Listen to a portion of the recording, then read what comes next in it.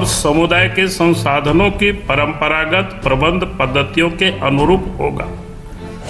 मानते हैं, जाहिर आयों को मानते हैं, क्या करते वो बताएगा आपको। हुंडा के बीच जाएंगे वो भी बताएगा, ओ के बीच, खड़िया के बीच, भोक्ता के बीच, जहाँ भी आप जाएंगे। रूढ़िवादी विधि और सामाजिक धार्मिक स्पष्ट उल्लेख किया हुआ है। हम ये नहीं कह, उसको क्लियर नहीं किया, बल्कि सरकार ने इसको कह सकते हैं, उसको उन्होंने एक प्रकार से कन्फ्यूजन कह सकते हैं, या उसको जानबूझ करके डाइल्यूट करने की उन्होंने कोशिश की है।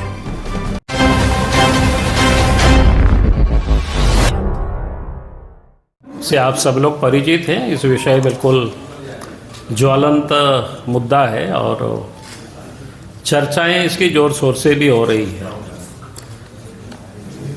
तो मुझे लगा कि आप सब लोगों के साथ एक बार हम इस पर बात करें, ताकि राज्य की जनता को भी क्लियरिटी होनी चाहिए। क्योंकि सरकार ने उसको क्लियर नहीं किया, बल्कि सरकार ने इसको कह सकते हैं, उसको उन्होंने एक प्रकार से कन्फ्यूजन कह सकते हैं, या उसको जानबूझ करके डाइल्यूट करने की उन्होंने कोशिश की है। तो वो है मामला कि पंचायत उपबंध अधिनियम 1996, जिसको शॉर्टकट में लोग पेशा बोलते हैं।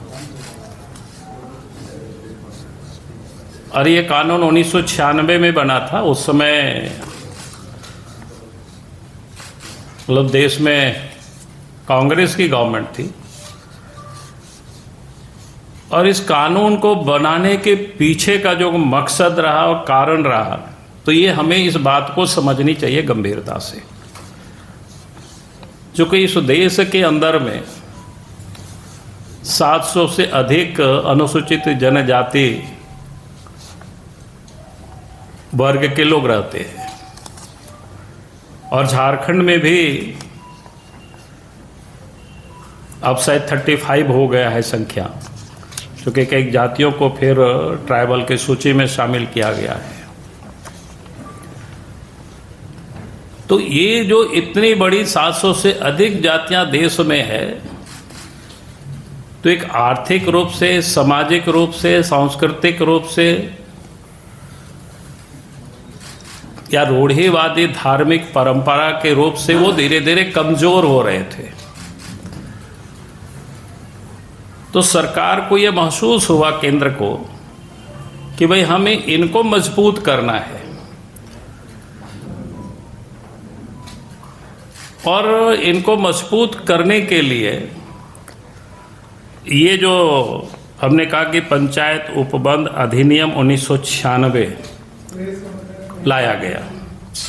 उसमें से बहुत सारे क्लॉज है, उसमें से इसमें नियमावली सरकार को लानी थी, जो इस समय उन्होंने सरकार लाई है।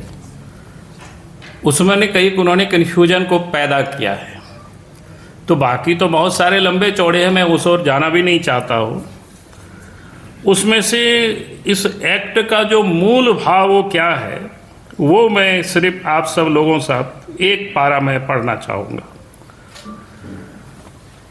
ये जो धारा 4 है, उसके जो क है, उसमें कहता है क में, पंचायतों के बारे में कोई राज्य विधान जो बनाया जाए, यानी राज्य जो विधान बनाएंगे तो क्या बनाएंगे, रूढ़ि जन विधि, सामाजिक और धार्मिक प्रथाओं और समुदाय के संसाधनों की परंपरागत प्रबंध पद्धतियों के अनुरूप होगा।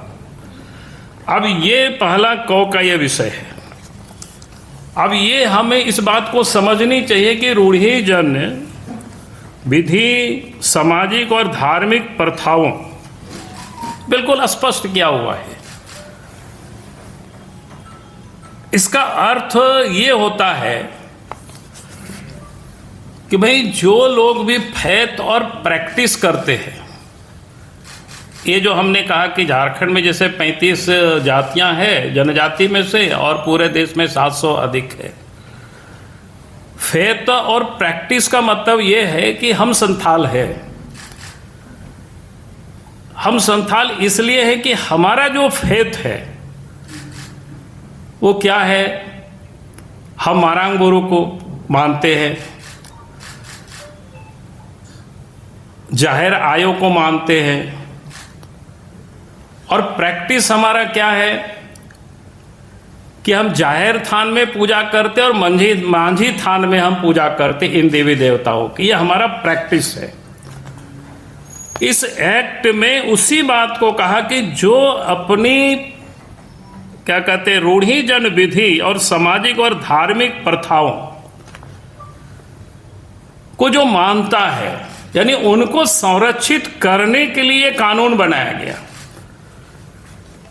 यानी ग्राम सभा के अध्यक्ष होंगे तो इन प्रथाओं को जो मानता है, यानी जो प्रैक्टिस भी करता है और फेथ भी करता है, यानी विश्वास भी है उनके प्रति। अगर जी मान लो कि हमने जैसा कहा कि हम संथाल हैं, कि हम मारांग बोरो के प्रति हमारा फेथ समाप्त हो गया, हमने छोड़ दिया, जाहिर आयो को हमने छोड़ दिया, मांझी थान और जाहिर थान में जो पूजा प्रैक्टिस करते थे उसको हमने छोड़ दिया, तो जो इस प्रकार की जो उन्होंने प्रैक्टिस को छोड़ दिया, उस रूढ़ी जन जो परंपराएं हैं, तो फिर वो ग्राम सभा के अध्यक्ष नहीं बन सकते हैं। इसका बिल्कुल स्पष्ट है। इसीलिए इन्होंने इसको उल्लेख किया था उस एक्ट में, रूढ़ी जन विधि सामाजिक और धार्मिक प्रथाओं, यानी साफ किया। लेकिन इन्होंने जिस प्रकार से ये जो एक्ट उन्होंने बनाया, उस एक्ट में उसको ही उन्होंने समाप्त कर, ये जो नियमावली बनाया उसमें इन्होंने इसी को समाप्त किया है हेमंत सोरेन की सरकार ने। उसमें आप सब लोगों के समझ आया भी होगा विषय, ग्राम सभा के अध्यक्ष से अभिप्रेत है अनुसूचित क्षेत्र के पारंपरिक ग्राम सभा क्षेत्र में परंपरा से प्रचलित रीति रिवाज। रीति रिवाज क्या होता है भाई? रीति रिवाज तो जैसा होता है ना, बोलचाल में कोई होता है, या फिर नाच गान वगैरह वगैरह, जो रीति रिवाज इस यहाँ तक ही सीमित होता है। जिस फेथ और प्रैक्टिस की जो मैं बात कर रहा हूँ, जो धार्मिक अनुष्ठान, ये क्या रूढ़िवादी विधि और सामाजिक धार्मिक स्पष्ट उल्लेख किया हुआ है। हम ये नहीं कह रहे इस एक्ट में, 1996 के एक्ट में, लेकिन हेमंत सोरेन की सरकार ने इसी को समाप्त किया है।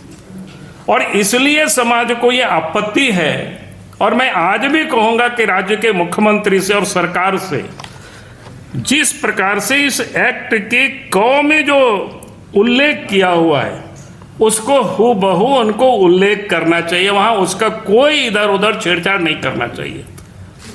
हम अगर इस फेथ को, हम संथाल है अनुसूचित जनजाति में, जैसे झारखंड में 35 है तो एक जाति संथाल है, हम अगर संथाल है तो हमारी जो प्रैक्टिस में मांझी थान में पूजा करना है, प्रैक्टिस में जाहिर थान में पूजा करना है। अगर जिस दिन मांझी थान और जाहिर थान में पूजा नहीं करे तो प्रैक्टिस ये हमारा छूट गया, यानी जाहिर आयो क्या आयो और मारांग बोरो को हम नहीं पूछते हैं, तो हम उस परंपरा के, उस अनुसूचित जनजाति के, यानी हम उस फेथ और प्रैक्टिस को हमने छोड़ दिया, तो फिर हम उस ग्राम सभा के इस एक्ट के मुताबिक हम उसके अधिकारी नहीं होंगे। लेकिन इन्होंने जिस प्रकार से इस नियमावली को बनाया, इस नियमावली के मुताबिक उस गांव में भले उन्होंने प्रैक्टिस छोड़ दिया हो या फेथ उनको समाप्त हो गया हो, तब भी वो अध्यक्ष बनेंगे। उन्होंने ये जो नियमावली बनाया है, ये बेसिक जो फंडामेंटल विरोध है हमारी यार, हमारी पार्टी की, क्योंकि जिन लोगों के लिए कानून बनाया है, जो वास्तव में जो जनजाति है, उस जनजाति की फेथ और प्रैक्टिस को जो करता है, इस ग्राम सभा के अध्यक्ष वही होंगे। और इसलिए हमने सरकार से मांग कर रहे, बाकी तो बहुत सारे चीजें हैं, लेकिन बहुत सारी चीजें तो क्षम्य भी हो सकता है, चलेगा भी, हम लोग उसको देखेंगे आगे, उसको हम आज बिल्कुल मैं जाना नहीं चाहता हूं। लेकिन जिनको उन ट्राइबल, जैसे हमने कहा कि 35 यहाँ जातियां, तो सब जातियों की अलग अलग फेथ है, अलग अलग प्रकार की प्रैक्टिस है।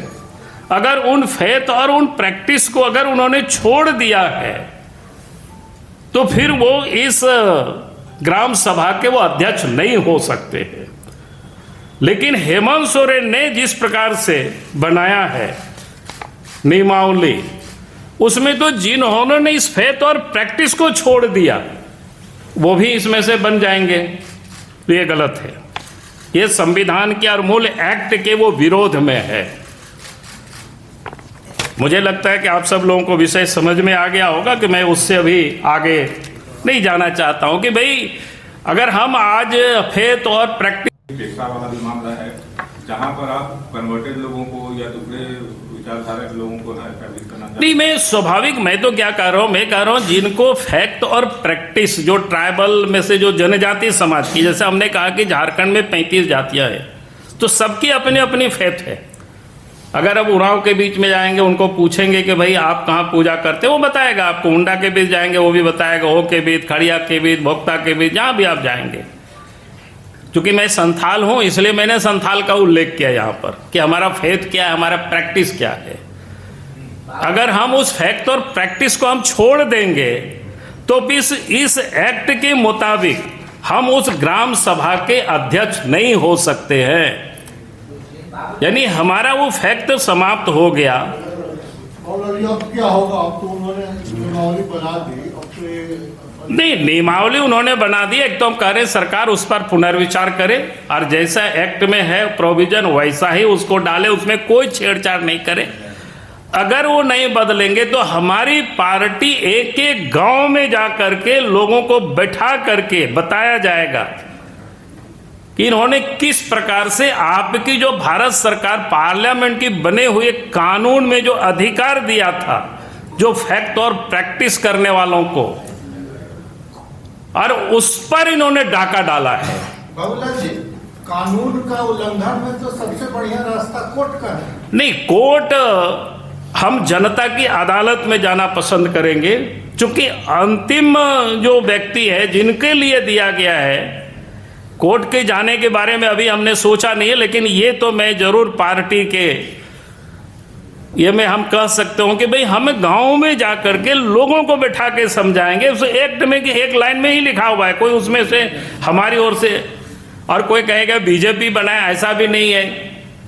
क्योंकि जिस समय ये एक्ट बना है उस समय तो नरेंद्र मोदी जी भी क्या बोलते हैं, कोई एमएलए एमपी भी नहीं थे, ना प्रधानमंत्री मुख्यमंत्री, कुछ भी नहीं थे उस समय। तो उस समय एक्ट बना है और कांग्रेस की गवर्नमेंट में एक्ट बना है, तो कांग्रेस के लोगों से भी हमको बड़ी आश्चर्य होता है। भाई आपकी राज्य में, आपकी सरकार में जो एक्ट बना, जिन लोगों के लिए एक्ट बनाया, उन लोगों से आप उस हक को क्यों छीन रहे हो? और जिन लोगों ने उस जनजाति की फैत और प्रैक्टिस को छोड़ दिया, उनको अब देने पर क्यों आमादा है? ये कांग्रेस के जो मंत्री है रामेश्वर, उन्होंने भी आपकी बातों से सहमति जताते हुए थोड़ा अलग इशारा किया है। नहीं, मैं तो स्पष्ट बोल रहा हूं आपके, मेरा इशारा मैं किसी की ओर नहीं कर रहा हूं। भाई तो कह रहा है एक्ट में जो लिखा हुआ है, एक्ट में यही लिखा हुआ है जनजाति समाज की जो फैत है उसमें से और प्रैक्टिस है, जिन्होंने उस फैत और प्रैक्टिस को छोड़ दिया। फैत मतलब विश्वास, हमको जिस पर विश्वास है, देवी देवता। प्रैक्टिस मतलब हम उसकी जो उपासना करते, पूजा करते, कहां पर हमारी है।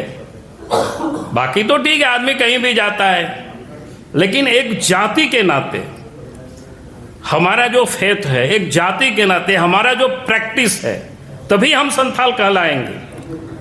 और वो फेथ और वो प्रैक्टिस को अगर हमने छोड़ दिया तो फिर हम संथाल नहीं होंगे।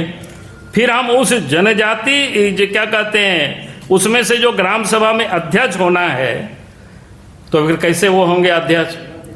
तो जान करके जिनके लिए ये कानून बनाया है, उस कानून को समाप्त करके और उन्होंने नया से परिभाषित कर दिया ताकि उनका हक और लोग आप ले जाएं, तो ये नहीं चलेगा।